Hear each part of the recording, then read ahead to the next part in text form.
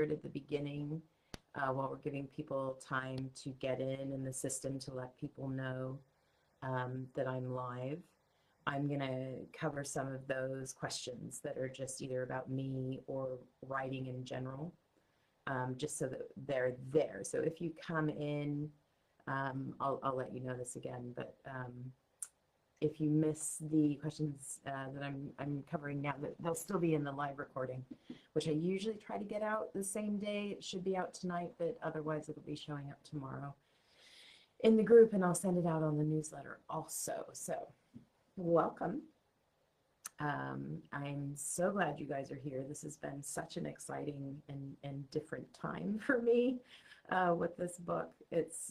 This whole series has just been a dream come true, quite literally. So I'm excited today to be able to talk about it and to let you all know the answers to the many, many questions that I received. Just keep in mind, this is a spoiler chat. So if you're here and you have not finished Reckoning, Shadowborne Reckoning is book 4. If you have not read all 4 books, you are going to hear spoilers today.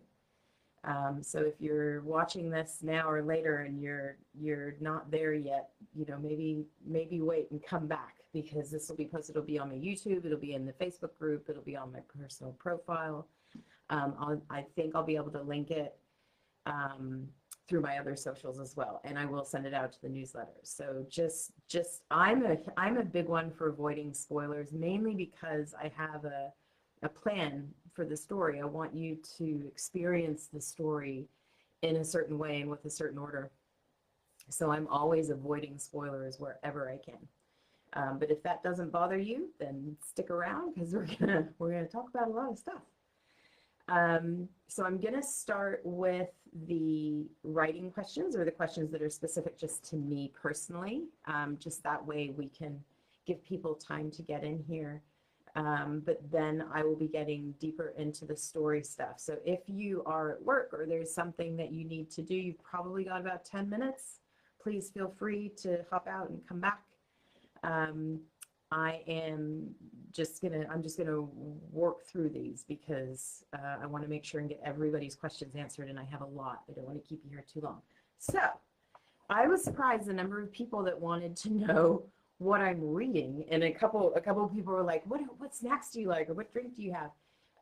The brutally honest truth is I have very little time for reading anymore.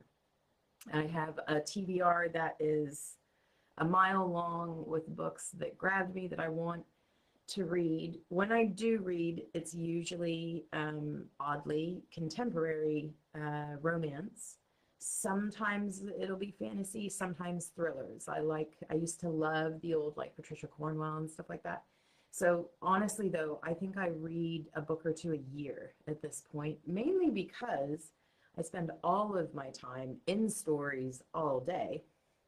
So usually when I get to the end of the day, my brain's kind of fried. And so what I end up doing is playing like a puzzle game on my phone while I'm listening to a podcast, or chatting with friends or whatever. Like, I don't read a whole bunch anymore, and I actually watch very little TV as well. I do a little bit, but it tends to be stupid, reality TV shows or things like that.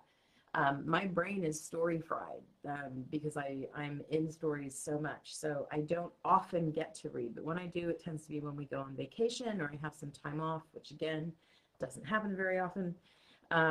But then somebody said, what do you drink while you're reading? And I was like, well, usually coffee or maybe red wine, depending what time of day it is if I'm on vacation.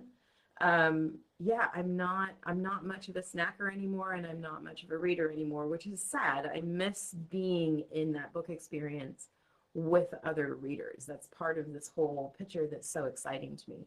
But I get that fix from you guys, from talking to you and hearing what you think about the book. So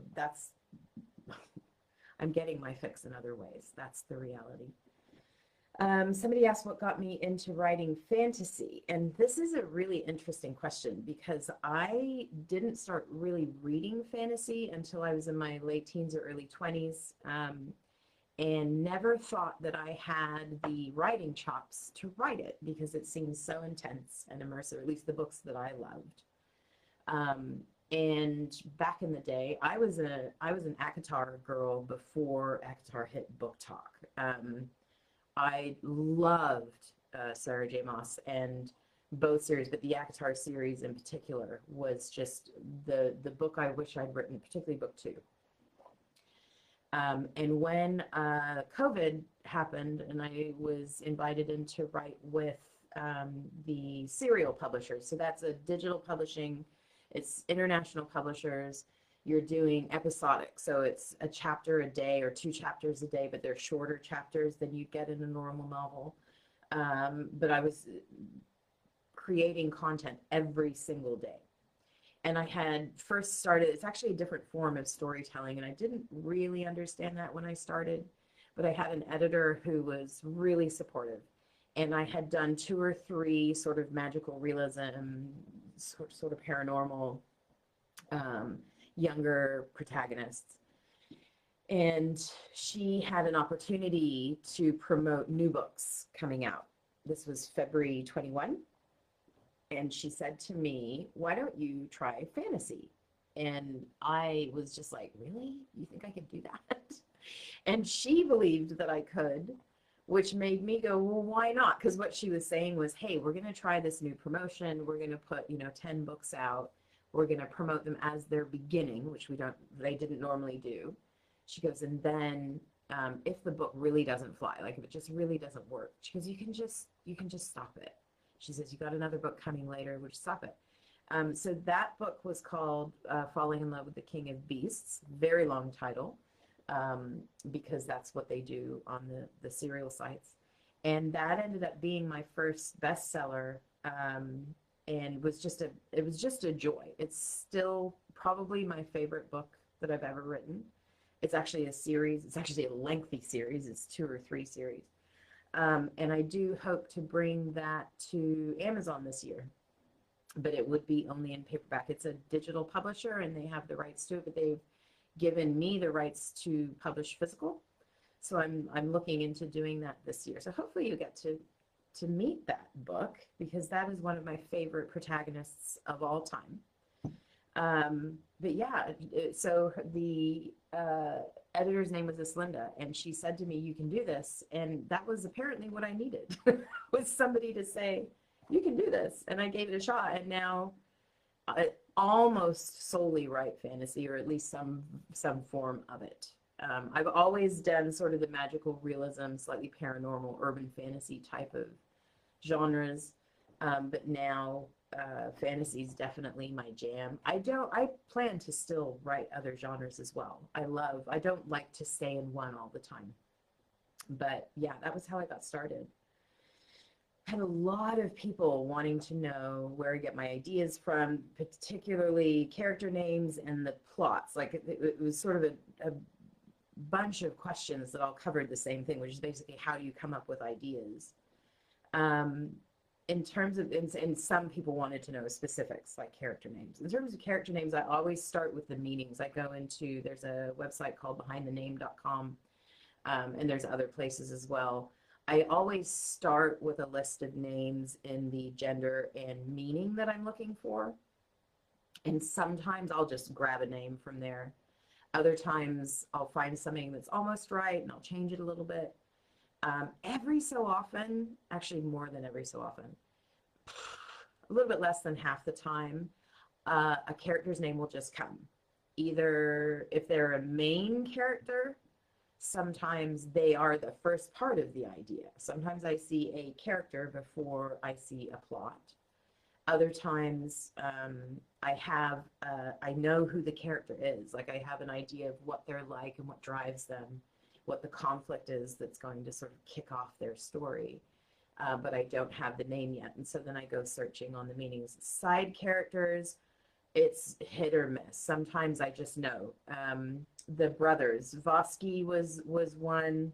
Vosky and Gil and Harley, for some reason, were all just there. Like as soon as I pictured them, I knew what their names were. The others, I had to go looking.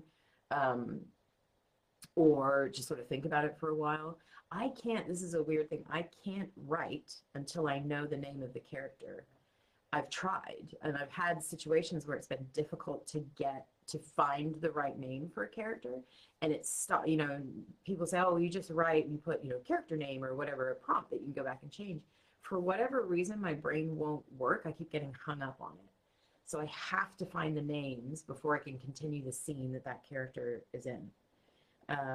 So yeah, anyway, the plots, it really truly depends on the story. Sometimes it's the plot that I get first. So sometimes it's a type of conflict between characters, or a specific character who has a specific kind of trauma or issue or challenge, and seeing how that would play out. Like, what would be the advice that I got very early on in my writing career was to identify who a character was and what was the last thing that they would want to do or be. Like, what's the thing that they swore to themselves they would never do or never become?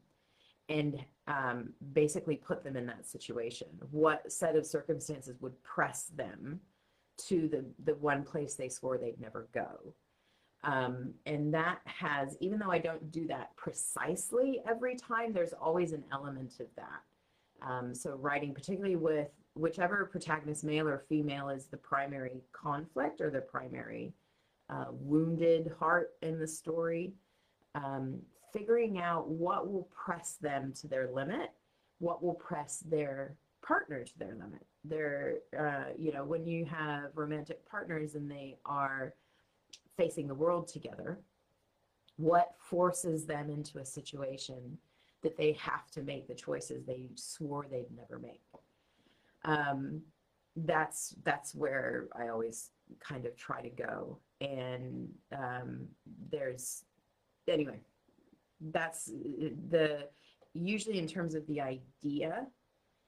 There's a specific conflict or a specific hook. Sometimes it's at the end, sometimes it's at the beginning, but I get this couple, these characters, and what they are going to have to go through, or how do I get them to that place? And then we sort of build a story around that. So things do change as I write. Start with an idea. The great fun exploration part of a story is that you can be writing into, you know, I've done plotting ahead, I've outlined ahead, and I'll hit a certain scene or something will happen and I'll have a better idea. Or the character will say something and I'm like, I don't know why they're saying that, but that feels right. So I'm just going to trust God that that's meant to be there. And then we keep going, figure out why that happened. So things do change as you go, and people who've been involved in the development of stories with me will find out. Sometimes I'm like, well, you know, because they're asking a question after I've written content, and I'm like, well, I started out in that place, but now I think we're going there. So sometimes I get confused in my mind. Sometimes my helpers are helping me identify where I've got issues because I haven't sort of kept my story straight. But yeah, creativity, I mean, can anybody really say this is where it comes from? Because I can't. I believe that God inspires me, makes me a person who thinks in a certain way, and that's a beauty of being human, is that we have the capacity to create. So I can't say, yes, there are times when I get an inspiration, like from a specific, say from an image or a song, like sometimes they create an emotional reaction that gives me an idea because I want to explore that. But no, it's not, I don't as a rule go hunting for a story. They just kind of come to me, and I always have way more ideas than I can possibly ever write. So yeah, it's just, if you're somebody who's interested in that, because I have a lot of questions about getting into writing and plotting and things like that. If you are a person who's interested in becoming an author, explore those things. Thinking is a huge part of our job, huge part of our job. I think that's why music is so much a part of my process, because I can sit with a song on and my brain can just be turning. So if I'm doing something, you know, it used to be when I was doing housework or cooking or things like that, my brain would be turning on the story that I'm writing. Now I have to sort of be more intentional and actually sit down, give myself that space to think and sort of work things out on the page. But yeah, ideas are that flash, and it's about fleshing them out, and that's a skill that you develop over time. You get better and better at it the more you do. And I have more questions about writing, so I'll move there. Um, I am not seeing your comments, which is a real bummer. Oh, I forgot to tell you. My husband, Alan, is in the chat. He is Alan Pepper. Say hi, Alan. And he's going to help me out and pull out stuff if you guys are asking. I'm sorry, I wanted to be like greeting people, but for some reason, Facebook is not showing me any of the comments at all. So please, I apologize if you're saying something to me. I'm not seeing it. Normally, I get to see the comments as I go, and I can sort of click in now and again. And that's not going to happen today, apparently. So you're going to see a lot of me talking. But Alan's going to let me know if there's something important that comes up. And he says that Jennifer asked about, oh, the spider on the shelf. Okay, so this, I'm going to tell you this really quick. When I was writing the serials, the episodic, one of my bigger books is called Rise of the Dark Alpha, and it was a world that had, I'm not going to tell you the story because I'm hoping to bring him to Amazon as well, but the protagonist's name is Zev. He's a wolf shifter, but there's many different animals and creatures and stuff in the world that he's in. One of the characters in that story was a man who was a spider, but he was also a man. And I hate spiders. I'm terrified of spiders. And the whole point of this character was that he is sort of the embodiment of people's fear, but he's a person as well. And he would play into that. Like he would intentionally unnerve people. And because he was such a like a unsettling character, I wanted to give him a really benign name. And I was like, who is the, anyway, I named him after my dad. My dad is the sweetest man. It's also my father's birthday today, so say happy birthday to my dad. I don't know if you'll see this. Anyway, so Ernie and a dear friend Rachel gave me that 1 year, years ago. I keep him. He goes everywhere. So he's moved from America to here to New Zealand with me. And that is literally Ernie is his name. And he is a character. We actually ended up having to do a block ban on spider memes and spider videos and spider photos in the Facebook groups. This is like 3 or 4 years ago, because we were all opening the page to come chat and getting hit with these awful, because people were laughing about things that Ernie was doing and in the story, and they were posting him in the book, or posting, you know, spider memes in the book. Yeah, so OG ladies who've been here for a while, remember those days? Remember when we had a new rule for a while? No more spider pictures. Yeah, anyway, I could talk spider jokes forever, but that's where he comes from. Question about how long it takes me to write a book and how many books I can write in a year. I am not a good example because I'm a fast writer. So when I tell you this, please don't take this as if I can't do it. I can't be an author. My process is it takes a few days to plot and then a few days to outline. So I do a plot, which is the big milestone, sort of the highlight, the notes we're going to hit in the story. Then I do a chapter by chapter outline. And that is essentially my first draft. It's very word-wise, it's nothing close to being a first draft, but it's the actual, like, what conversation are they going to have? If it's a love scene, I'll block out the love scene. If it's an action scene, you know, what do we have to, like, it's an actual outline, chapter by chapter. It's not always accurate in terms of me anticipating whether it's a full chapter or two or whatever, but it gives me that, what's the next thing in the story. And as I go through that outline, which only takes a few days for me, I can see where I have plot holes or where I need foreshadowing, because I'm getting to the end. I'm like, oh, in order for that to be cool, I need to have done this up here. So that's kind of my first draft, but it only takes a few days. And then I start to write. Usually the writing takes about 4 weeks-ish. Depends how long the book is, but all of these here were, they each of those novels took roughly 3 to 5 weeks, depending. I do 35 to 50,000 a week in word count. These books are all 125 to 150 in word count. And then I take a week after that to go, because as I've been writing and getting notes on the problems or fixes, or maybe I've had a new idea and now I've got stuff that I have to go back and change at the beginning, I keep a revision note list as I'm writing. So then about a week or less at the end, I go back in and I make all the changes. I'll cut out scenes that aren't needed, change whatever. And then it goes to proofreading. So it's not on my desk when that's happening, and I will work on something else for a few weeks while somebody else is editing.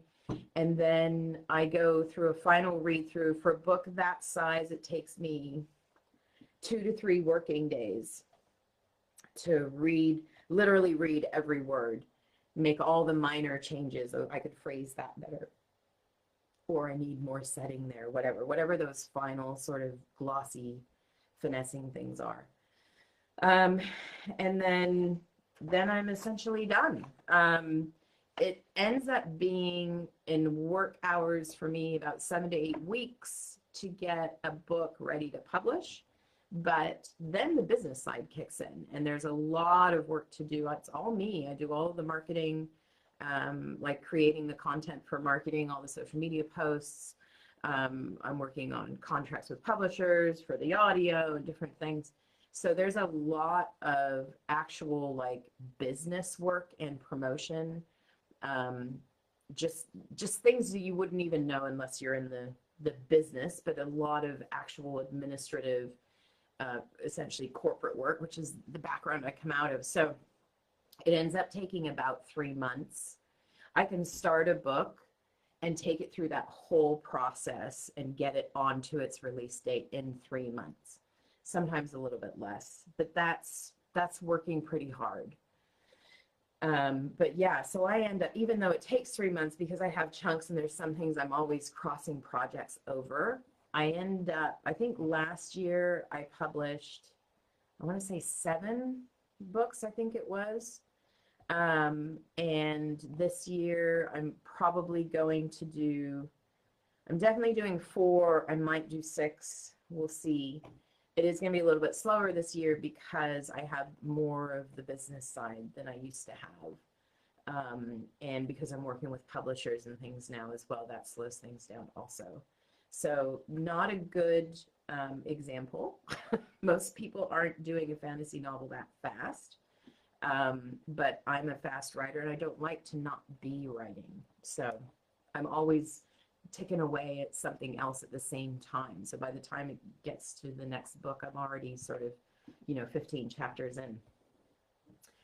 What would your advice be to someone who wants to become an author? And I also there was a bunch of questions around whether I use outlines and things like that. So I think I've already hit most of that. But the big advice that I would give anybody who wants to be an author is study the craft of writing. It's a step that many new authors skip early on and then find themselves so frustrated as they go because they discover that they're not delivering what they thought they were delivering. They end up going back and studying the craft later. If you are new and you're on your first story and you're thinking about this, I'd highly recommend getting some hours into learning how to write well. The 2 books that I recommend most, the first one's called Techniques of the Selling Writer by Dwight V. Swain. He's a professor. I think he may have retired by now. It's an old book, but I discovered that book 15 years ago. And I have yet to find a better how-to, like basically how to make yourself a better actual writer. The second one is called Story Structure Demystified. That's by Larry Brooks, you probably heard his name because he does TV and movies and stuff. Um, and he's given this incredible book that tells you how to structure a story without creating a prison. So it's not about word count. It's not about, it does have an act structure, but he's basically telling you what emotional notes a story needs to hit, what character development needs to occur for the story to be satisfying, basically the order of events and how to build your story into this climactic, this satisfying climax. And so I always recommend both of those books to anybody who wants to write. And I've yet to have somebody who actually read them go, no, that wasn't helpful. They're very, very helpful. Yes, I do plot ahead. Yes, I outline in detail because, like I said, that's essentially my first draft. And my other piece of advice would be write the books you wish you could read. I had one question in this bunch that was sort of like, how do you come up with new ideas that you haven't already seen? I would suggest if you're a big reader, there are times in stories that you love characters or you love a world or you love a certain type of conflict, but you wish they'd done it differently. You wish they had taken those characters to a different place, or you wish the world had been filled out better in this way, or you have ideas that are different to what that author built. And my advice to you would be take those ideas, take those things that you love and build new characters into them, build a new story. The biggest caution is don't compare your work to that person's in the sense of, oh, I didn't do this or I didn't do that and they did that and that was really cool and I really liked it. Go for the emotional hit. So it doesn't have to be the same events. It doesn't even have to be the same kind of world.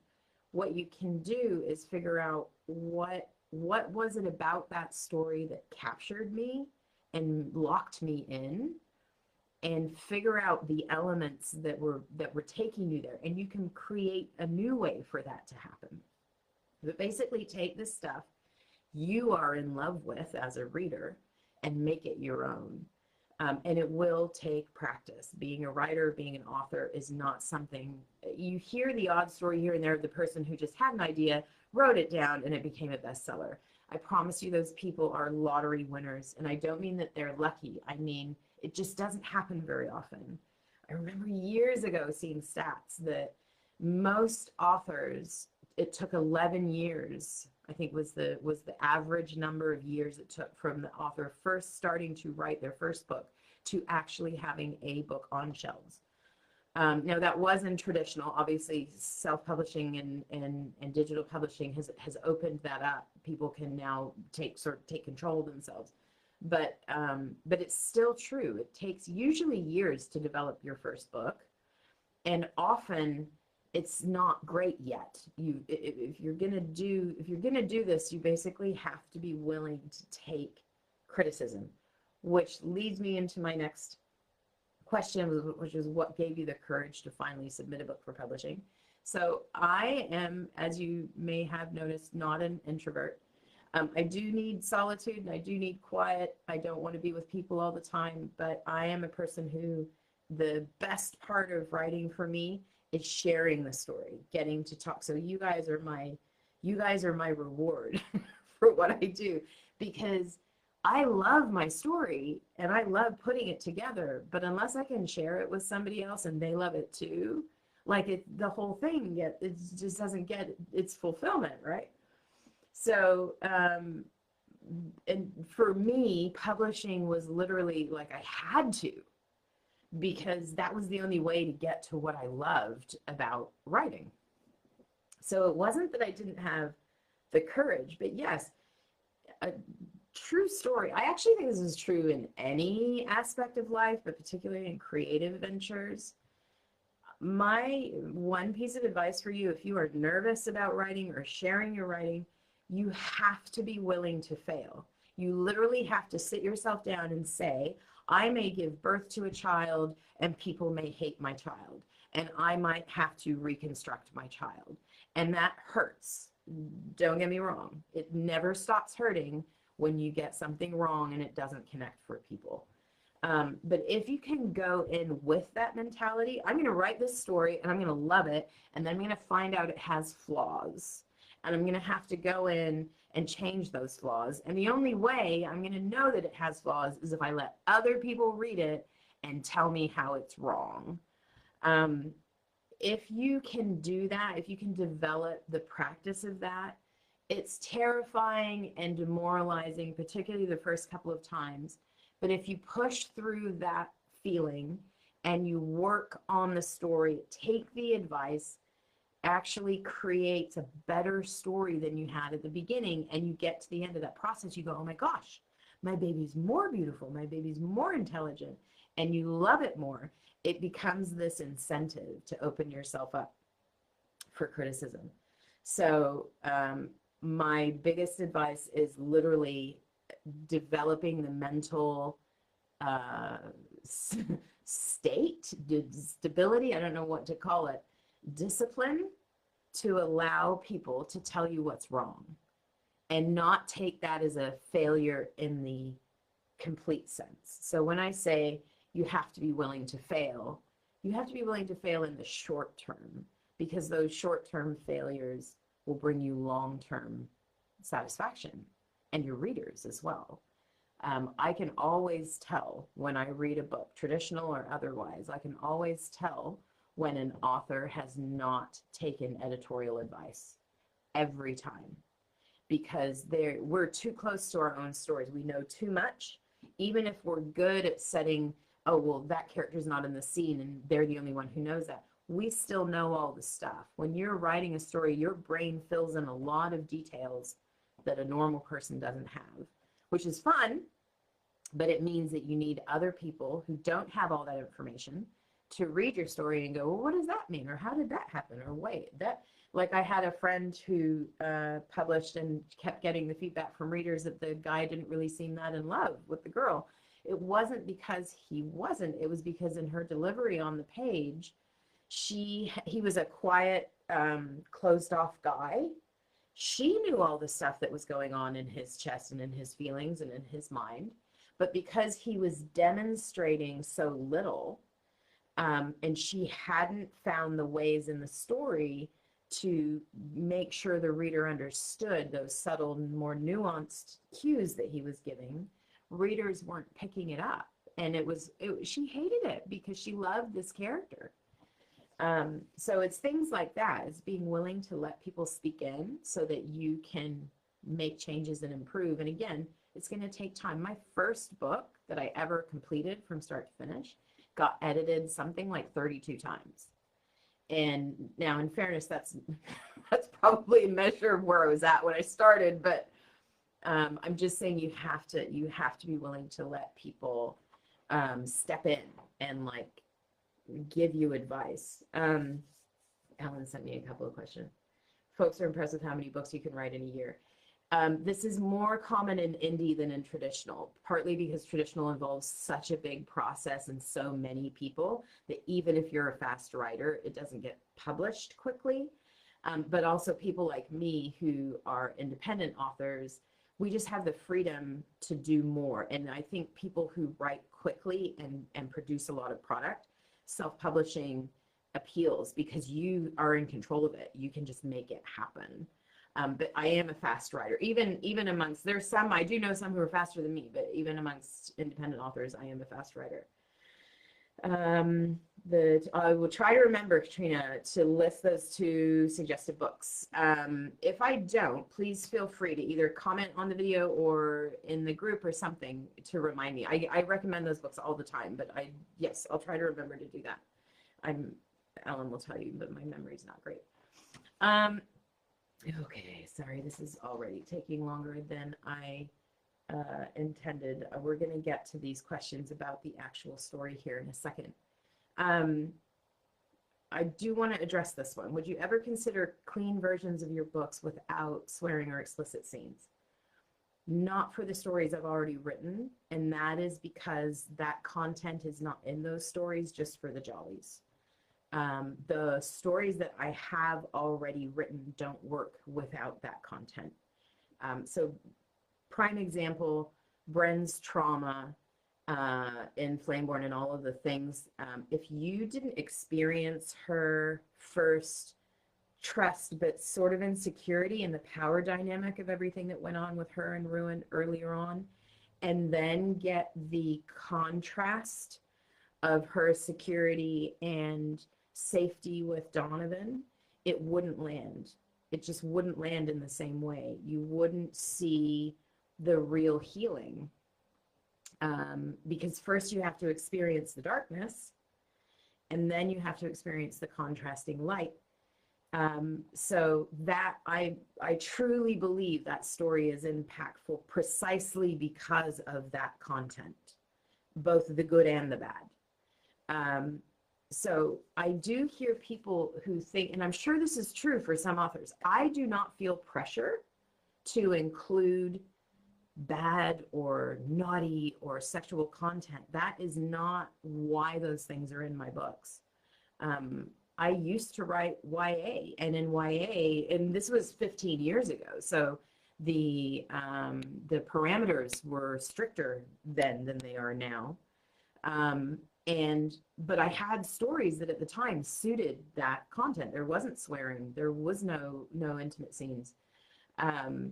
But I also grew frustrated because that also means that there's a limit to the relationship and to the depth that you can take both a character's like traumatic or backstory or problems, and also the relationship, because I write romance, the relationship and how deeply that can develop. So on the sort of face of it, no, I won't write clean copies of my stories because you would lose so much of the story. But I also understand I have a lot of people of faith who read my books and who want to follow, and they want to be able to recommend them to other people who don't read that kind of content. I totally understand that that's, you know, or that don't want to read it themselves. I wholeheartedly say, and I always have, do not read my stuff if it has content that goes against your conscience. Absolutely follow your own boundaries, whether you read or write, not just with mine, always follow your own boundaries. You do not have to follow mine. But I will tell you, those clean stories, those non-explicit stories, there's a lot of that content out there. There's a lot of authors writing that already. There's also a lot of authors writing into the dark side and into the intimate content that is challenging or more, consuming for the whole story.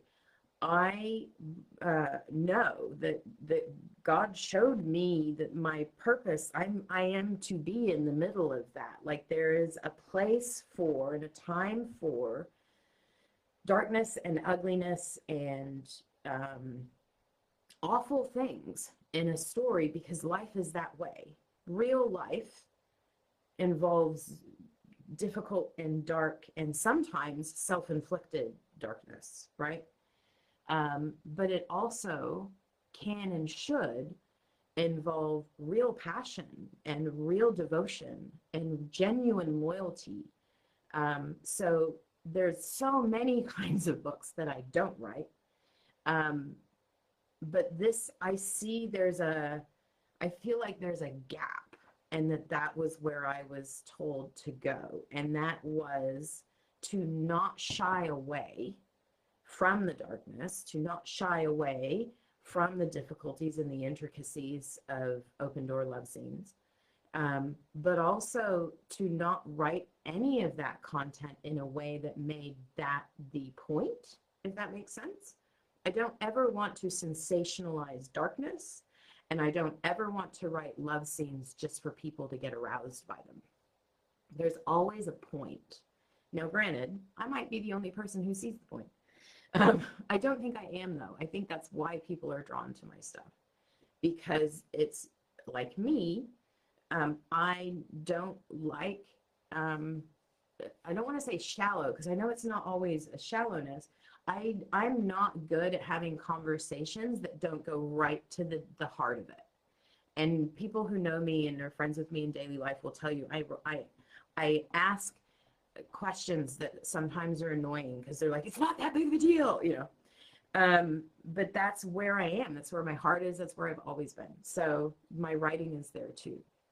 So never say never.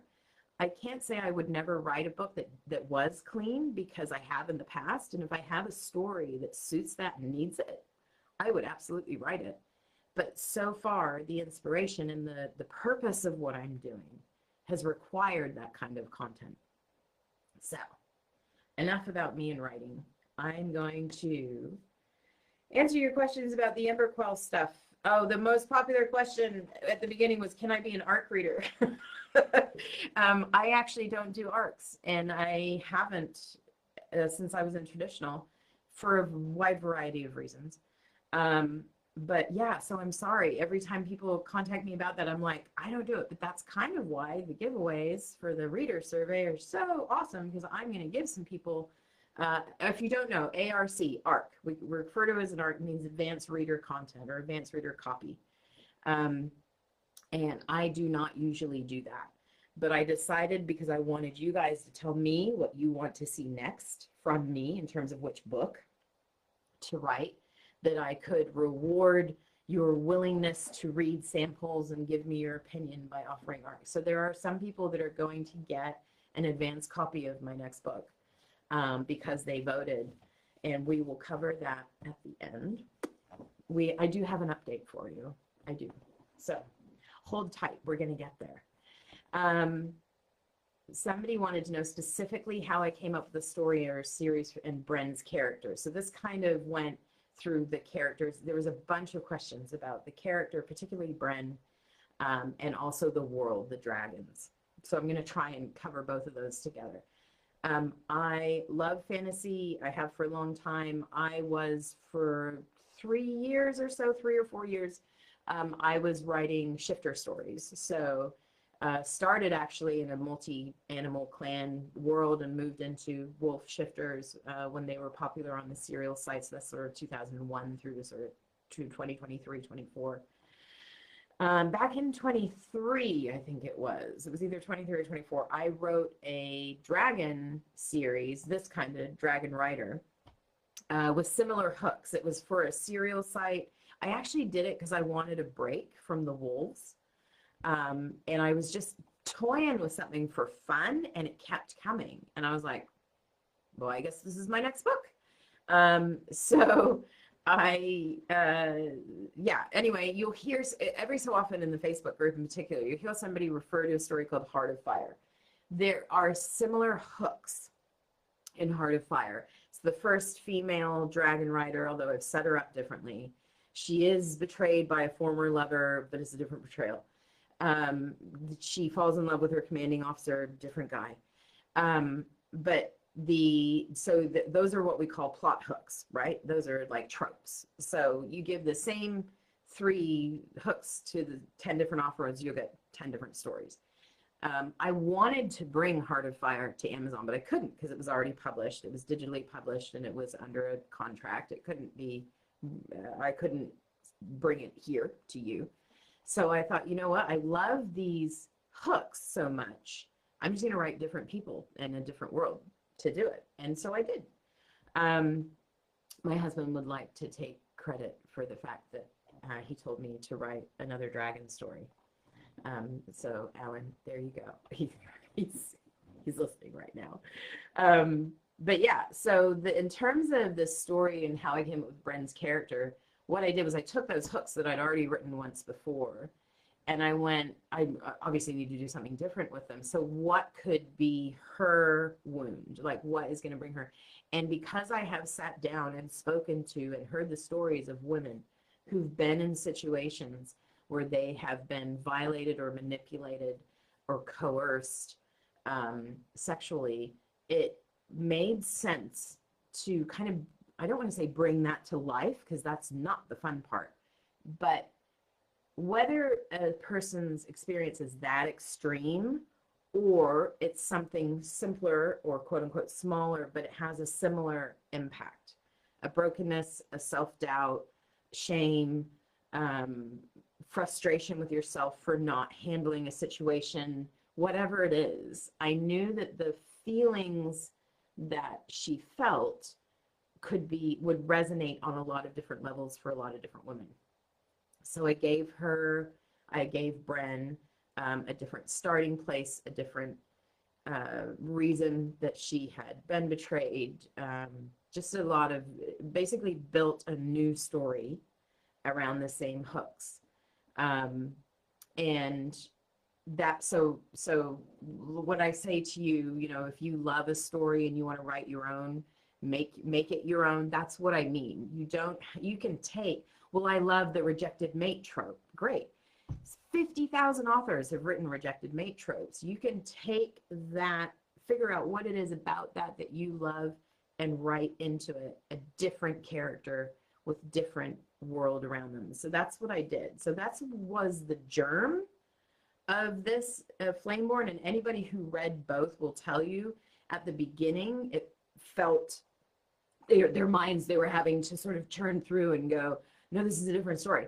But then as you get through and deeper and see more, it becomes just a completely different story. We have different conflicts, different wars, different kingdoms, like the whole thing. So that was how the story started. And then again, so that also is true of the world. I'd already written a Dragon Rider world, so it was mainly making a new one, and different characters for the dragons, for the characters, the main characters to interact with.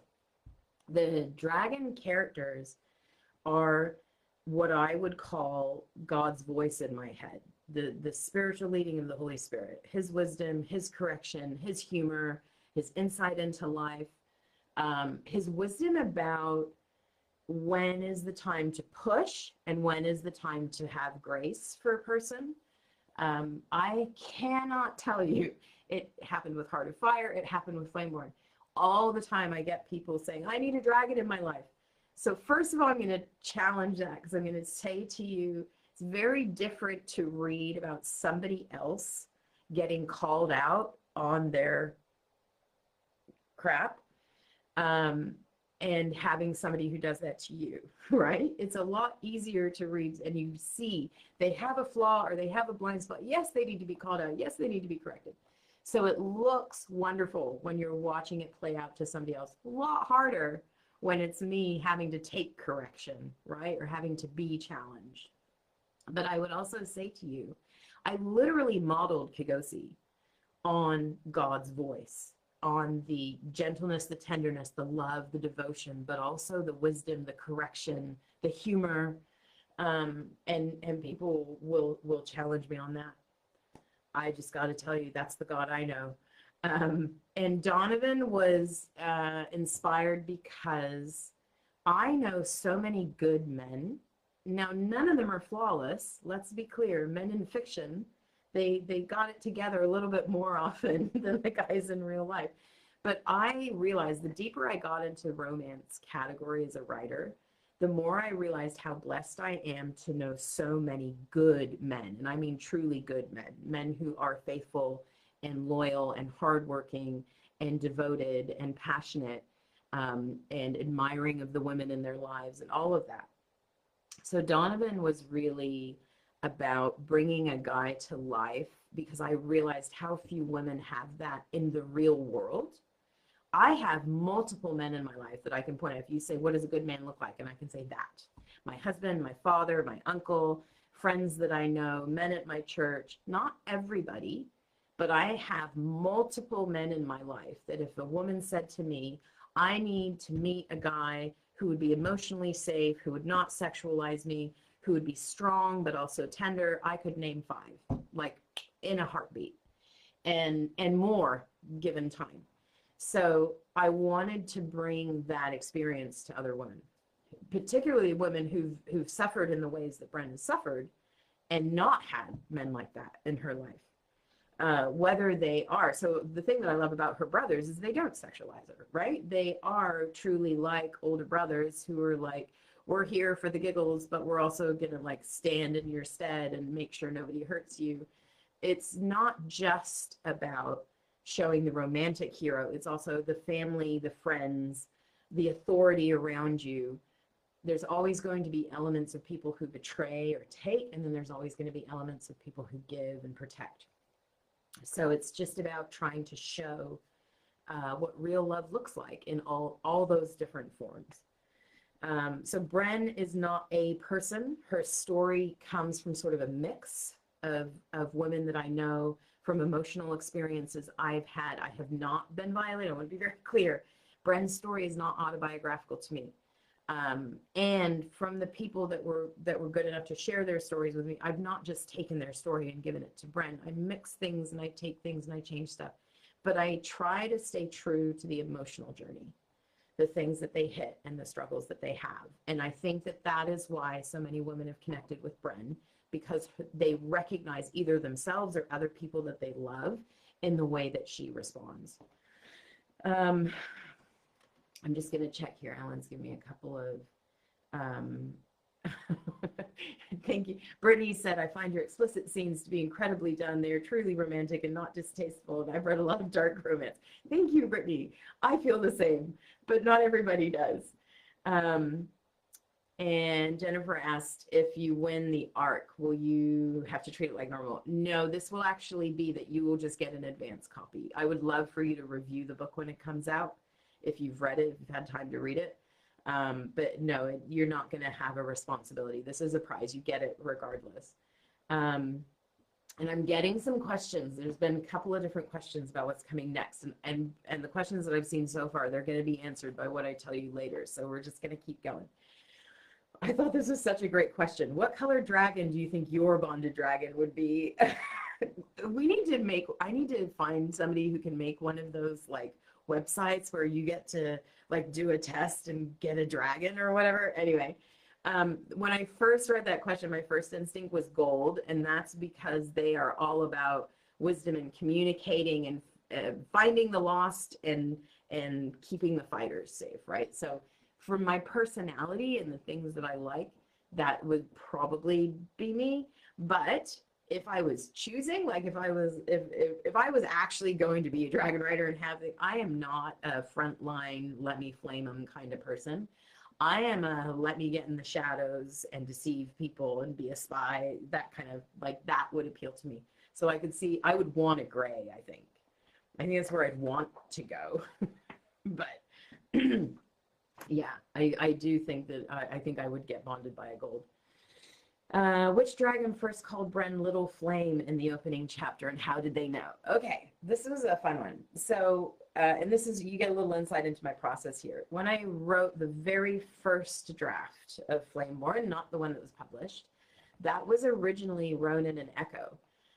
Ronan was completely unaware that she was there or any interaction was happening. Echo did not tell him what was going on. And to me, when I first wrote it, I mean, I knew who Ronan was going to be.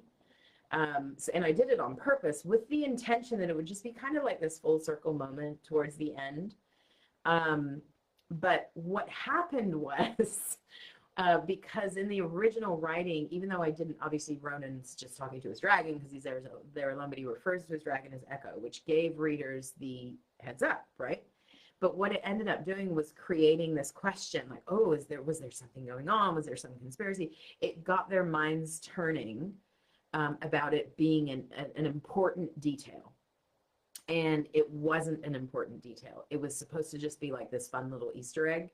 So I ended up taking the references out, only because I didn't want to distract people and make them start trying to piece things together that didn't need to be pieced together. How did Echo know her dragon name? One of the, I thought that we covered this a little bit in Shadowborne, but honestly, I don't always remember what stays in and what gets out. But basically, I think Kigosi told Donovan at one point, anytime a person is intended to be with the dragons in some manner, all the dragons will know that when they meet that person, even if that person is not their bonded rider. A dragon will recognize this quality in a person that they are intended to be. And so they all know the person's quote unquote divine name, which to the dragons though is an image, right? They don't actually, their communication is not in language. So when they communicate with each other, They communicate through sensation and image and like the they share life with each other. So when they name a person, they are putting human words to a concept or a quality. And every dragon, had she met any other dragons prior to all of this happening, they would have also known that was her name. But usually the dragons don't use it. They don't usually say it. It's not their person. It's just usually, oh, they just know, right? This is just a part of what they know. But Echo knew that she needed to be, I want to say welcomed, or that he could tell that she was in an emotional state where she needed some comfort or some encouragement. And so he spoke to her, which she obviously didn't know at the time was a huge blessing. It was a gift for him to do that. They don't normally do that. But it was really just to give her a sense of not being alone. Which was why, like I say, I wanted it to be this thing later where she recognized him and they could have this little moment, but it was creating distraction during the story, which was why I took it out. But basically, dragons all know any person, but they also have a lot of wisdom and care not to speak things that are not theirs to speak.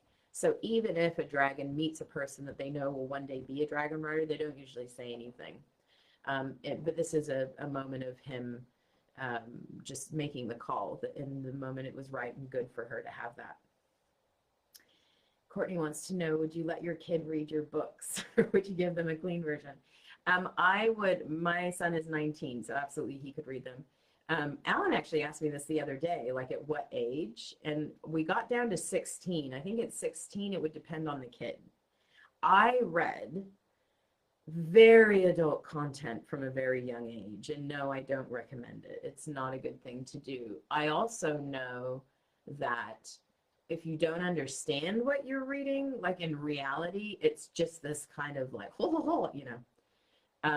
I don't think a young teen could understand the impacts of this story. I don't think they could see it. I don't think it would be healthy for them. So no.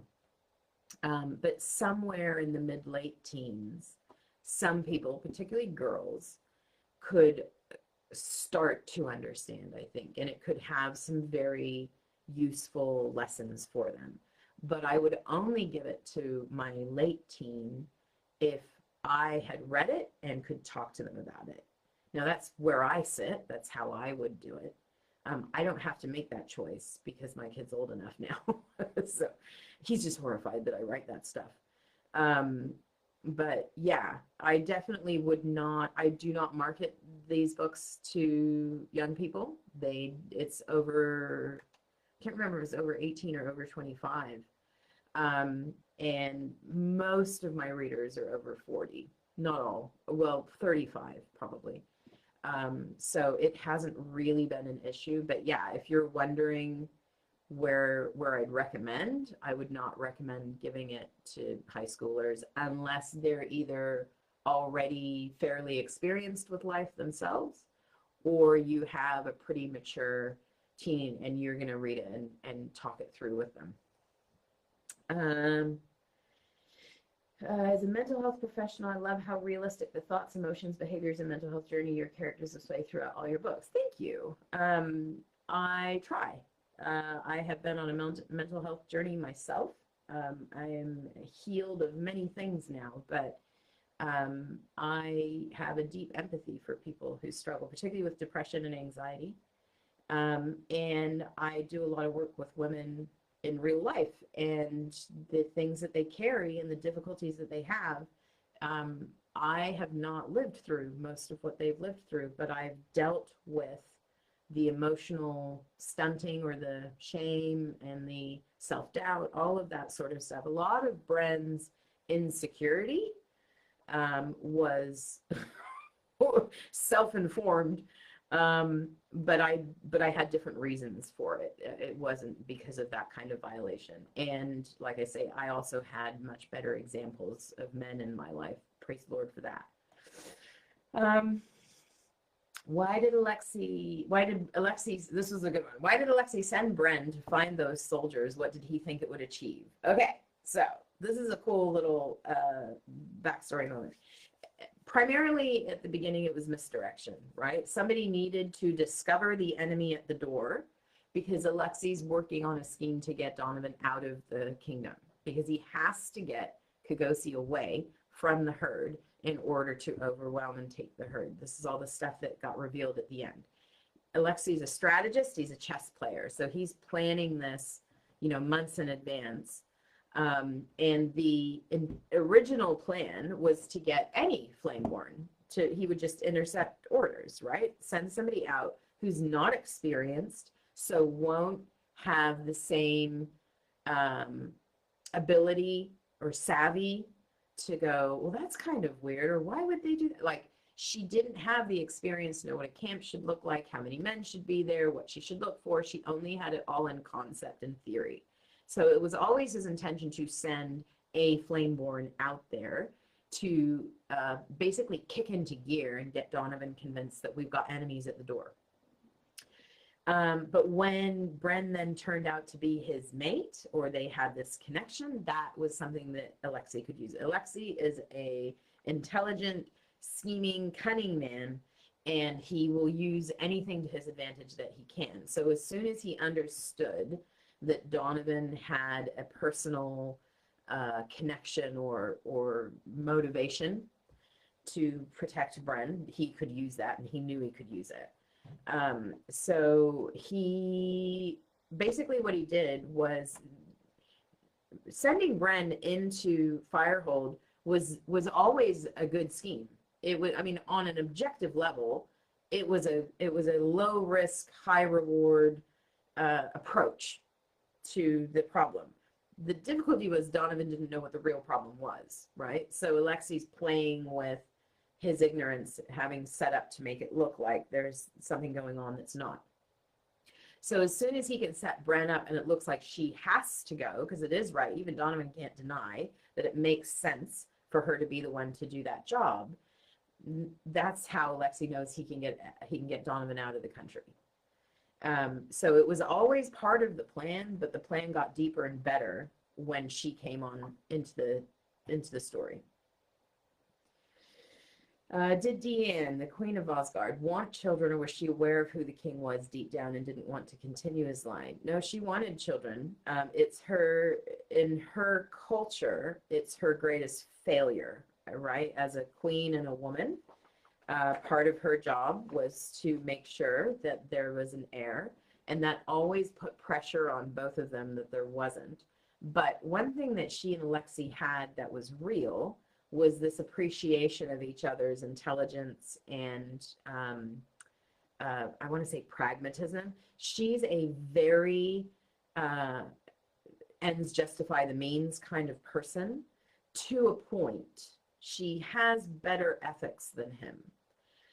So they made an excellent team, and they both recognized that. And because they were both very pragmatic, that was how they justified infidelities and all that sort of thing. Because, at least as far as Deanne knew, they always were at the end a team. She always believed that even if he went and played with other women or whatever, she was the one who had his ear, and she was the one that he trusted. And that was actually true.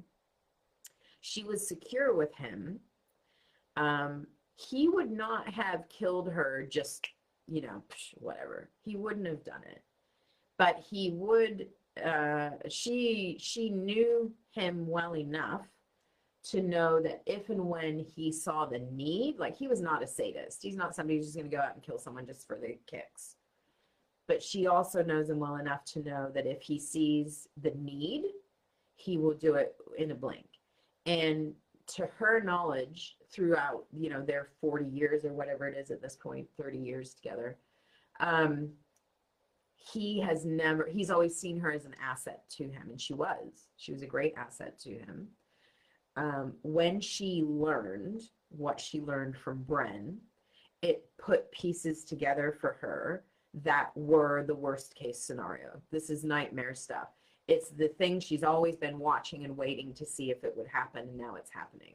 So she knew he had the capacity, but up to that point, she'd never seen him actually demonstrate that he would betray her for the purpose of his own ambition.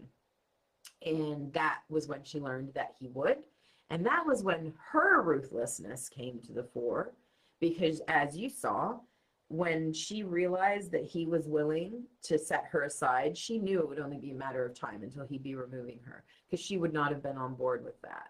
She had her gray spots and she had her problems, but she is not a person who chooses ambition over what's good for the whole. She actually wants to lead her kingdom to a better, stronger place. She might not always agree with Donovan about how to do that, but her intention is good, I guess is the way to say it. So she knew when she understood what was going on, that if she left Alexei to it, eventually he would remove her, because she does have power.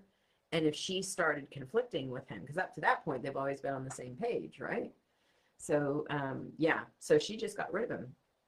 And not to say she didn't regret it or had no feelings about it, but that was where you see her ruthlessness. I'm going to have to take a drink here. I'm sorry, my throat's getting scratchy. Had a lot of questions about Ruin and Carnage, and were they always dark? And how did they get to the point that they did with abusing Brendan, trying to kill Donovan? So I don't believe anyone is born dark. So I'm just going to say that. I do believe that people are born with the potential for darkness. And by that, I mean natural inclinations that would take them in that direction. And that those, unless those are curbed or in some way disciplined, discipline is the wrong word when you're thinking of kids. Basically, Ruin had the capacity for darkness, right?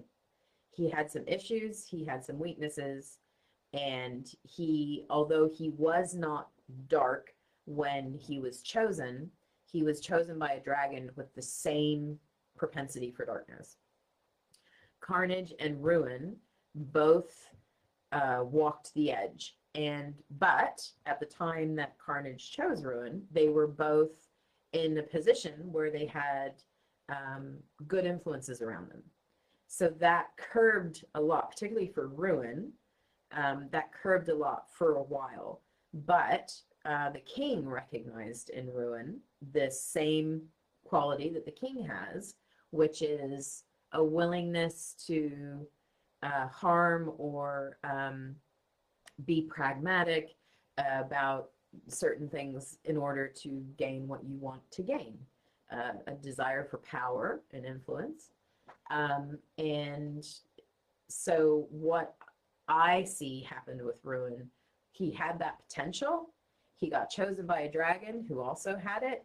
He got identified by the king, and the king fed into his arrogance, his cockiness, his desire for power.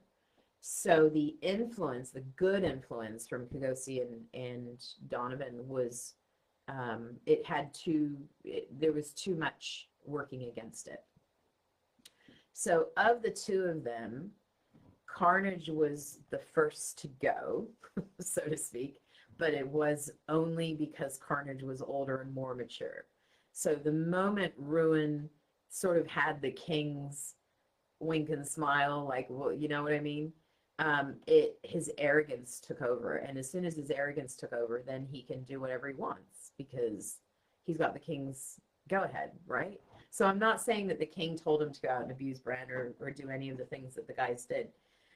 What I'm saying is that when you have that desire, that propensity in you, and someone around you is like, boys will be boys, it allows you freedom, particularly if you're arrogant. And he was very arrogant. He'd been very accomplished, very young, and it had gone to his head. And Carnage could use that. And as Carnage grew in power, his only curb was Kigosi. He was submitted to Kigosi. There's a whole structure and a hierarchy in the dragons. He was biding his time. He's very, very cunning, very, very willing to play the game, right? So Kigosi knew that Carnage had this capacity, but Carnage played the game well and never gave Kogosi reason to discipline him. So it wasn't until they left, now already scheming, you know, outright with the king. It's not even just a wink and a smile now. Now they've got a plan. Carnage fully was the leader of the two. Ruin would have made it there, but he was still very young. So he's still driven a lot by whim, right? Whereas Carnage had the stability of age. So they were working on Davros, who's CR's writer, and oh, apparently my light is. Oh no! Don't do that, please. Hun, seriously, excuse us. Moment of marital. I thought you were okay. Never mind. I thought that he was opening my blinds. Where was I? Sorry, I've lost my train of thought. Oh, Davros. So Davros and Ruin are in cahoots at this point. The stuff that happened with Bren was led by those two. They're brothers in arms. Carnage and has a couple of the other basically that whole trip, they knew who they could get on board. They needed to get them away from the good influences, and so they were basically working through the dragons and the men one by one, kind of bringing them on board with this new idea and this new plan. But they hadn't gotten to all of them yet. They still were supposed to be there for months before any of this sort of came to fruition. So when CR had a crisis of confidence, he killed Davros. He judged Davros and killed him. And that sparked this whole thing, because the whole squad is not yet on board. So you basically had two factions. You had the ones that had already aligned secretly with Ruin and Davros and were helping, and their dragons. And then you had the ones that were still innocent of that or didn't know, or maybe I shouldn't say innocent, because some of those guys were involved, like in the things with Bren and stuff like that. None of them were great, but some of them had boundaries, right? Some of them had places they wouldn't yet go. They hadn't gotten far enough down the line, and their dragons, therefore, had not either. And so there was a conflict, and they ended up essentially killing each other. But everything that happened, so basically, Ruin and Carnage should have had months longer in Draventhal. They should have been there for months longer.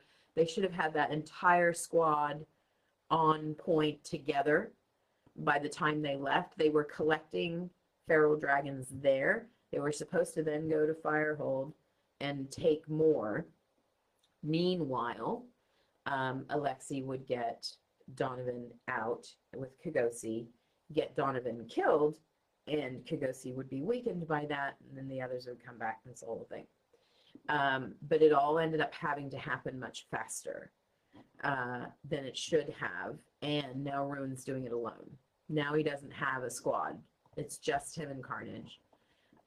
He was supposed to, when the word came from Alexei, when Ruin first left Draventhal to go to Firehold, he was still doing the plan.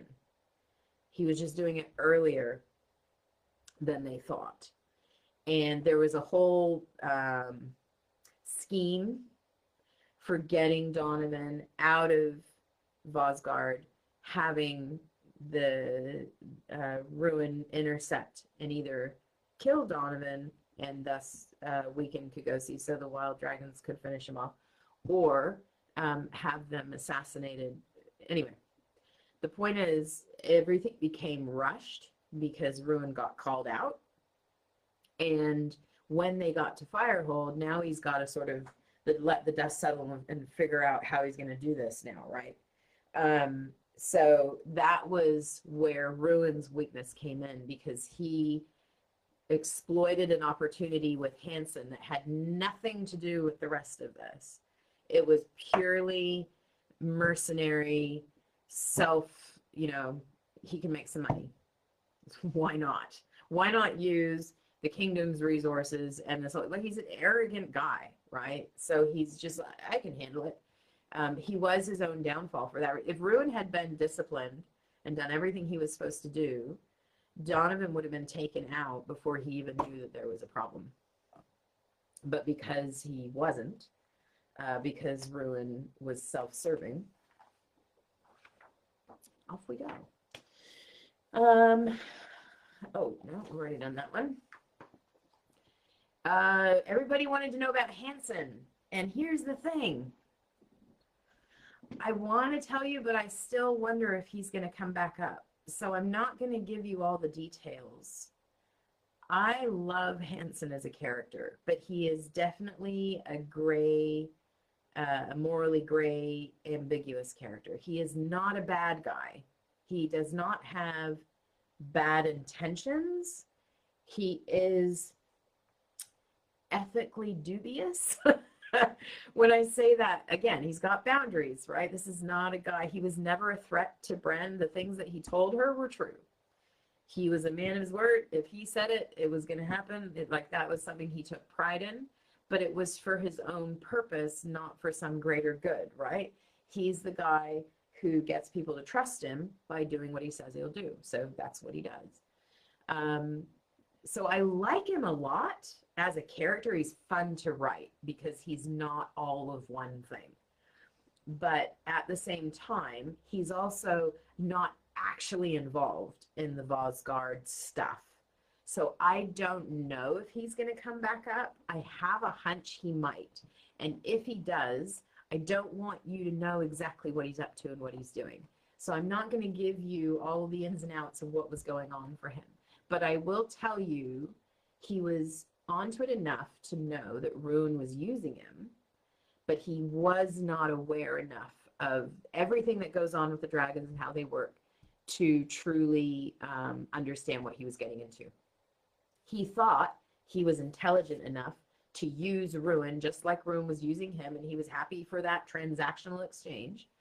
And he was going to look for a way, or when he got when he became aware that maybe Ruin was even more not good than he thought, he was looking for a way to no longer use him, which was why he brought Bren in. So he's not a bad guy. He's also not a good guy. He's a morally ambiguous guy. Lots of people asked about Benji and why didn't Donovan explain, and will we know what happened with Benji? If you've read the samples, you'll know one of the projects that could be next is Benji's, and that is, it is jumping ahead in time because we've got to give Benji some time to grow up. All I will say to you about Benji is that there were events that were not in, that happened during Bren and Donovan's story, as a part of Bren and Donovan's story, that happened to Benji that you don't see yet. When and if I tell his story, you will see the events that occurred while he was around them. You'll get to see what was happening in the background that you didn't get to see.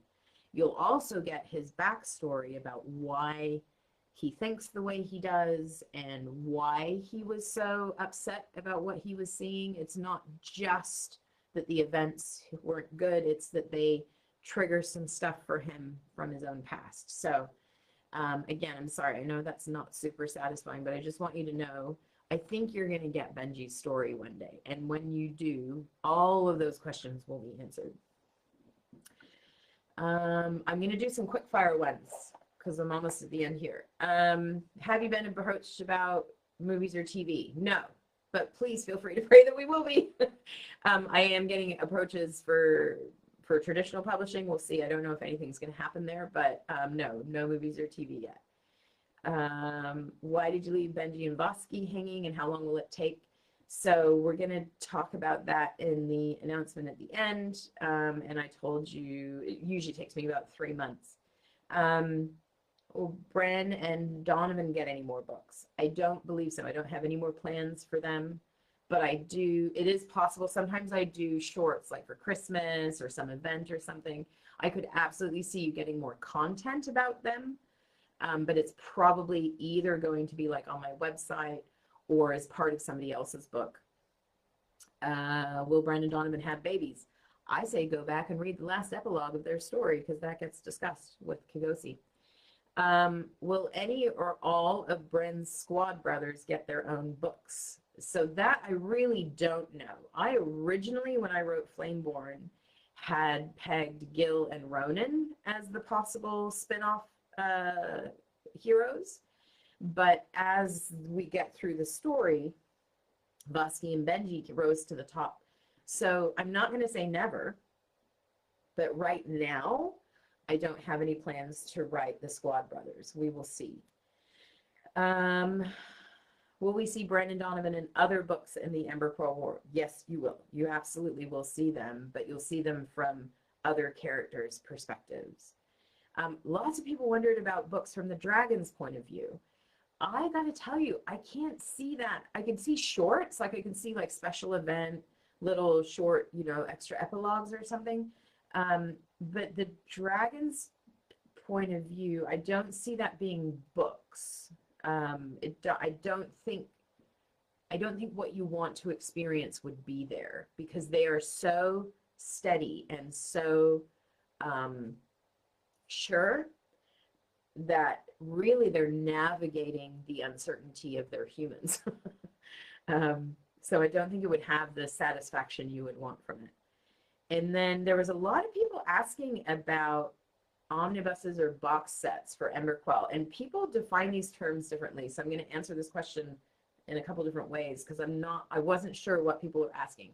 If you're asking whether the Kindle books, like a digital, you know, where you sell them all as one unit. So the way Amazon currently sets up, you can't have a box set more than $10. I don't know that I would ever sell these 4 books for $10. I can't see that happening. It's definitely possible that I would split the duets. So you might see digital box sets like for Flameborne and Shadowborne. But that would be much later. I have no immediate plans for that. But then also, I think some people actually mean like paperback sets. At this point, I don't have like a pretty box set where you get like the designed cardboard box and they all go in together. I'm not going to be doing that in the short term. But I am going to be making signed sets available on my website, and you're going to see that in the next couple of months. If you're on my newsletter or in my Facebook group, on my socials, you will see it. So they're not like set in a box together, but you can get the whole series where I've physically signed them for you and sent them. So that is coming. But in terms of, you know, like a fancy like special edition box set or something like that, I really don't know. It is something that I will look into. It is something I have plans to look into, but there's no like immediate, that's not going to happen like now. Okay. So the only things that I have left, I'm running a little bit behind time. The only things I have left are the update on the next project and the giveaway announcements. I think what we're going to do, just because I don't want to keep you too long and it's going to get messy if I try to do the announcement first, I'm going to go through who won the giveaways. No one has received the information about it because I wanted to announce it here so you guys hear it first, but the emails for this will be going out in the next like 24 hours. So if there's a couple that I'm unclear on because they were chosen from the newsletter list, so all I have is their email address. So if you are one of these people, but you're not sure because of the way I've had to say it, you will find out in the next 24 hours because those emails will go out. So make sure if you sign up for my newsletter or you did the reader survey and gave your email, make sure you're checking that email address because that is where I will send it. What I'd love for you guys to do, I have an extra set of book plates and book plates are pretty stickers that I sign that you can put in the front of your book if you have paperback. If you would like, if you have paperbacks and you would like book plates for them, please put in the comments, and I'm not going to see it, but Alan is, put in the comments, pick me, and Alan's going to choose one, and after I've gone through this list, he's going to tell me who he chose. He doesn't know any of you guys, so he's just going to pick a name at random. And there's a couple more questions that have come up from the comments, so I will answer those at the end of this. But so here's the giveaways first. So I have book plates, and you, when I email you, if you're a winner for these, you will be able to tell me if you have already how many paperbacks you have, and I'll send you the right amount for the books that you have. There is Lindsay, who I believe is Lindsay Sprinkle, but I'm not 100%. If you have both Lindsay and Sprinkle in your email address, you're in. Brianna Osenga, I think it is. She's from our Facebook group. May King from the Facebook group. K.S. Lowry, I believe, Lowery. You will all get book plates. So keep an eye on your email or your DMs. If you're in a Facebook group, look for a private message from me, and we will find out how many paperbacks you have, and I'll send you the right. They are coming from New Zealand. I'm living in New Zealand now, so it's going to take a little while to get to you, but we'll get there. I have 2 copies of the audio books for Flameborne. So this is just the Flameborne duet. Flameborne Chosen and Flameborne Fury. One is going to Kath Farr. The other, babe, I know this name from our serial days. Your email address is mytigris or my tigress. I know you, and I'm so sorry. I cannot remember which of the real name ladies you are, but I remember you from our serial. Anyway, you're getting some audiobooks. Then I also have audiobooks, well, these will come. So this is a clarity to make. I have the Shadowborne audiobooks, and the publisher gives me some advanced copies. It's just a few days before publication. They will send me codes that will allow you to get your copies for free. But those, I will not receive that until July and August prior to each book release. So you'll get them then.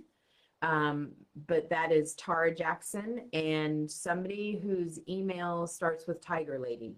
That's not the whole email, but if yours starts with Tiger Lady, you're probably going to be hearing from me in the next few hours. There is a full set of audio. So that is all 4 books in audio. And that is Cindy Jackman. I was so Cindy, you came up from the newsletter, like from the, it wasn't from the Facebook group. I was like, woo, Cindy gets them. So that's exciting. And again, I can get you the Flameborne ones now, but the Shadowborne ones will be coming later. So then I have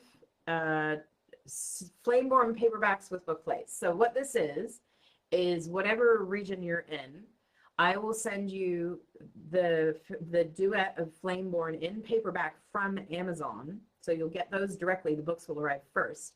And then I will personally mail you book plates that are signed that you can put in your books. And that is going to be Jenkins. That is not all that's in your email address, but that is the best that I can do. So you will hear from me today. Same with the Shadowborne. I'm going to do 2 Shadowborne paperbacks, and I will personally send you book plates. That is either Kevin or Kari Dieters, I think. It's a little bit difficult to tell from the email address, but maybe that's you. And then one set of all 4 books that is personally signed by me and sent from here. So it's going to take a while to arrive, I'm afraid. But that is going to Susan Milne Bourne from the Facebook group. Girly, these are coming to you. I know you. So, Alan, can you send me a name from the comments of somebody who will also get book plates? Because one of you that's here today, oh, here we go. Jamie Wolf, woohoo, good job. I recognize your name also from the Facebook group. Sweet, it's nice to see you. Thank you for being here. So you'll get book plates as well. Let me write that down so that I don't forget. And what I'll do is I will message you on Facebook personally. Okay. Everybody was asking what's going to be the next book. And here's the thing. I am keeping the reader survey open until the end of the month. That was always the intention, because I thought I wasn't going to get as many responses as I got. We are already up around like 800 responses. And the overwhelming favorite is already clear and has been honestly since 2 or 3 days in. So the first time I checked, there was like 85 responses, like 48 hours after Reckoning came out. I couldn't believe that we had that many so fast. At that point, this book won by 75%, just like 2 days in. And now we're up to like 10 times that number. And we're still at like 73% people asked for this one. So hopefully we're gonna see if I can do this. I believe, oh shoot, is it not gonna give me, I'm gonna try and share my screen with you. And if I can, I'm gonna show you something. Otherwise, I'm gonna have to, I might have to put something in the comments because I think, so I would love for you guys, oh, darn it. No, I've gotten completely, sorry, I was all prepared for this. I wanted to do an announcement. I wanted to have, I'm just finding my link here again because the system has, so what I'm gonna have to do, I was gonna try and share my screen so you could just watch it with me.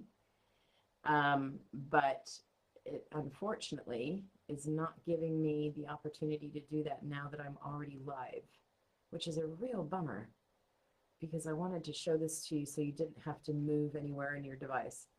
But it looks like, you know what?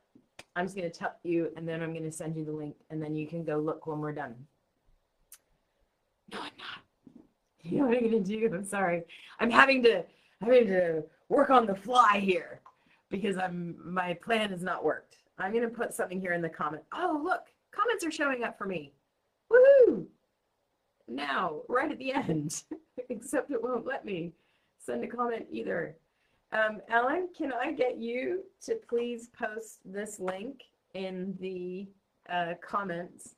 And we're going to have to post it sort of 2 or 3 times after, you know, a few seconds so people can click on it. I know this is a hassle, ladies, and I'm very sorry because I wanted this to be fun, and instead it's going to be kind of weird. But I'd love for you to go watch the 30 seconds, and it moves quick. So when you click on that link, which Alan, I believe, is going to, I've lost comments again. Yes, it is a YouTube link. I was going to try and play it for you on my computer and show you here on the screen because then we could talk about it. You're going to have to rush over to YouTube, watch a 30-second. You might need to watch it more than once. I'll explain why. But I'd love for you to go take a quick look at that and then come back here and tell me who you think it is. I think you will recognize them. Hopefully Alan has posted that already. And then I'm going to, meanwhile, while you guys watch that, I'm going to try and see if I can find a way to play it on here as well so that it's in the video for people that are watching later. It was giving me a share your screen option before, but now it's not. So I guess not. What I'm doing is I'm sending everybody, if you if you're watching this later, I will put the link in the comments. Alan, can you post that more than one time because the comments scroll pretty quickly and people can't always find it. The video that I'm sending you, or sorry, the video is showing what's essentially a little marketing, little ad for what's going to be the next book. I'll tell you that the next book, oh no, I won't. See, I'm trying not to spoil my own surprise. But you know what? I can't see the comments. This is so frustrating because I want, oh, there we go. There, yes. Oh, Kristen, I can see the comments. At least right now I can see them. I'll see if it'll let me post it again. It should. The doohickey works. Thanks, Jamie. Okay, so Jennifer, what it is it's a video that shows a blonde woman that says she's a noble woman fleeing an arranged marriage, and then it shows a rather dark guy, and it says he's a spy who trusts no one. So there's a little more to it, and I'll let you go watch it when we're done, because we're almost done here. I am very, very thrilled to say that everybody, almost everybody, wanted to see Vosky and Grace and their story. And even those that would have chosen Benji over Vosky also wanted to see Vosky's story. So we are going to have Vosky's story. The only thing that I will say, so the end of that video, I wish I could have shown it to you. I'm kind of bummed that I didn't get that little moment, but the end of the video says the cover reveal is coming next month. I have hopes for when I'm going to publish that. And it's definitely this fall. But I'm reluctant to give you the date only because there are many things going on with the series in the background, and that may change when and how I can publish it. For example, if I can get the publisher to do a synced audiobook release so that the audiobook comes out at the same time as the ebook and paperback, I want to do that, and that may change my my release date, because they may need more time than I do. Well, they do need more time, but the question is whether I can get them the content, whether they have the space to do it in time. So what I'm going to say is I'm keeping the reader survey open. If you're watching this and you've just voted and it's 10 days after, don't worry, your vote still counts. You still go in the draw for ARCs, and that's because I still want to see what people think. The percentage has dropped. The percentage of asking for Vosky first dropped from 75 to 73. So we're still way up there. And the number of people who want an Emberquell book as the next book is like 90%.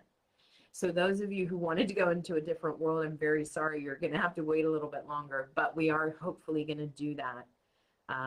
And I also want you all to know that there seems to be, it'll depend a little bit on how things go with Vosky's release, but I believe we'll also do Benji's story. I do think we're going to end up doing both. Most people chose Vosky because chronologically he was next, and I understand why they want that. But most people who chose him also said, I really want to see Benji as well. So, like I say, we have something like 90% of the respondents want another Emberquell book next. So I am at this point committing to doing Vosky, and I also have the early plans in place to do Benji as well. Whether or not Benji gets written is going to depend a little bit on the performance of the Vosky books. If we get a big drop off and no one really wants to keep going, then maybe Benji's something I do later. I want to tell Benji's story, and actually Benji's story is different enough and away from the fray enough that he is sort of a standalone story. So if you are waiting for him, don't worry. I think you're going to get to see him, and I think you're going to get his whole story. If you are not clear what I'm talking about, if you're here today and you're like, wait, what? What's going on is that on my website, it's authoramy.com. Amy is spelled A-I-M-E-E. If you go /sneak-peek, it needs to be that because I don't have it linked on the homepage. It's only for people who've read the books because it has spoilers. On that page, there's samples from 4 different possible books for me, next books. And I asked people to read the samples, read the little blurbs, and tell me which one they wanted to read first. So you all have voted, and I must say voted with way bigger numbers and way more alacrity than I expected. So I'm very grateful for that. It's made my decision making super easy. So yes, you will be seeing Vosky next month. I'll be putting the pre-order up when I'm a little bit clearer on the actual publication date. So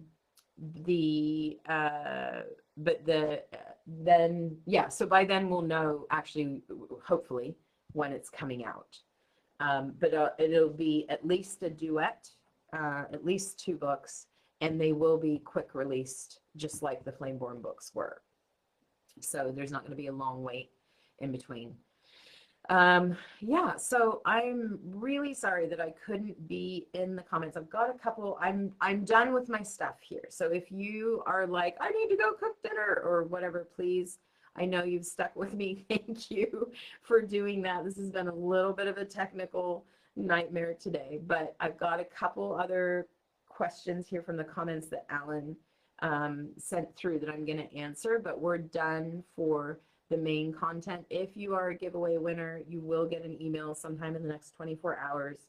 So definitely check your email addresses. Or if you're in the Facebook group, if I said you were picked from the if you're on the list from the Facebook group, then you'll see a private message from me.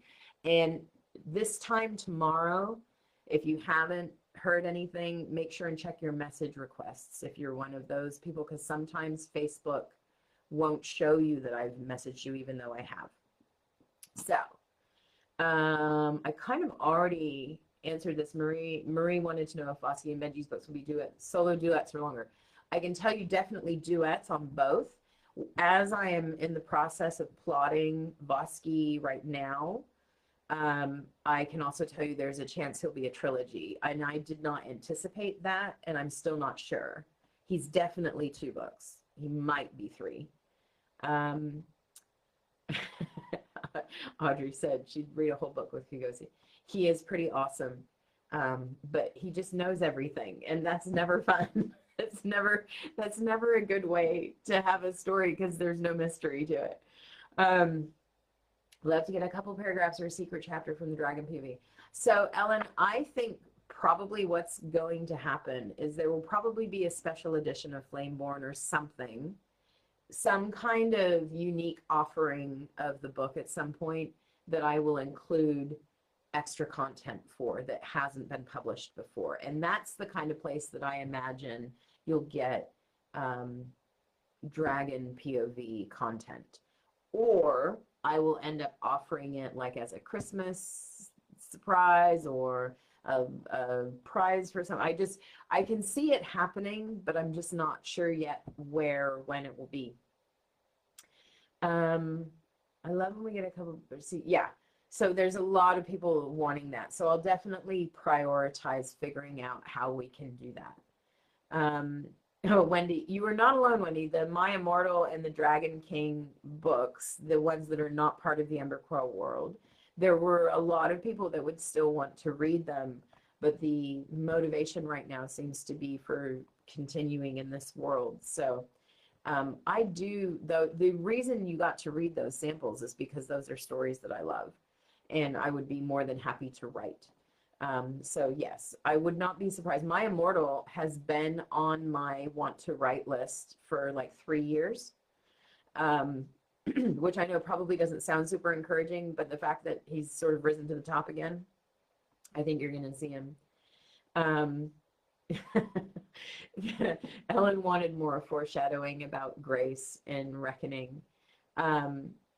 The thing that I didn't want to do at the end of Reckoning was make people feel like they were on a cliffhanger.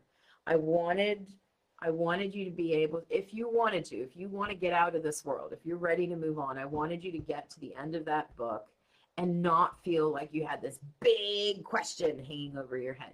I know there were still questions, but I tried to get all of the characters to a place where you at least knew they were safe and where they were. Now, granted, where you know Benji to be is very unclear, but at least you know who he's with and how he got there.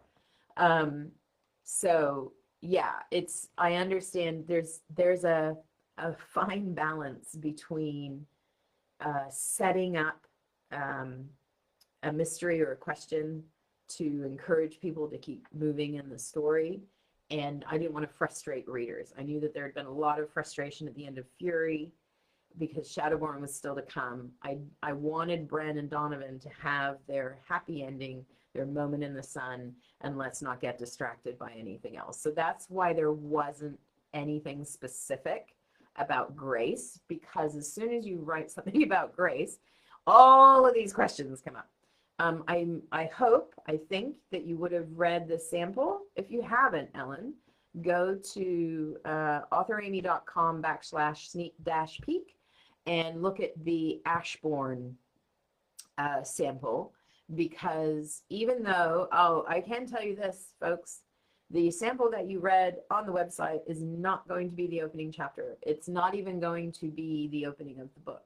I'm starting the book in a different place. This is all part of the process, right? So I thought that was where the story would begin. It's not. But that's, I think you're going to like where it does end up. But it's still, that chapter still gives you an account of a very real event that happened, and hopefully some insight into why Vosky is so very side-eye when it comes to Grace. So Ellen, if you haven't read that, I would highly recommend that you get over to my website and do that, because I think that will help you. Jess Butler missed the live, which book? Oh, so Vosky and Grace are going to be the next project. Sorry, I'm looking at two screens here because my husband is very wonderfully helping me get through all of this, because I knew that I wasn't going to be able to keep track of the comments and all of the questions that I had. So yes, Dawn, the next book is Vosky, and you know what? I can post the link again, I think, in the comments. You can go watch a little hook, a little ad about that. So I think we're done, and I'm so grateful to you all for showing up and being here, and your questions. I loved the questions that we got in this round. It's fun for me to be able to talk about the world and stuff that happens off the page. Thanks for showing up today. I know that's not always easy to do in a live, but also I will be hopefully able to do this more.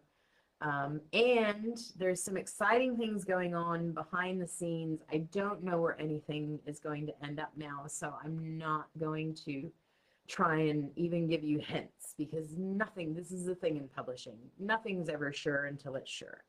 But I want you to know that I hope to have some fun announcements to come in the next few weeks.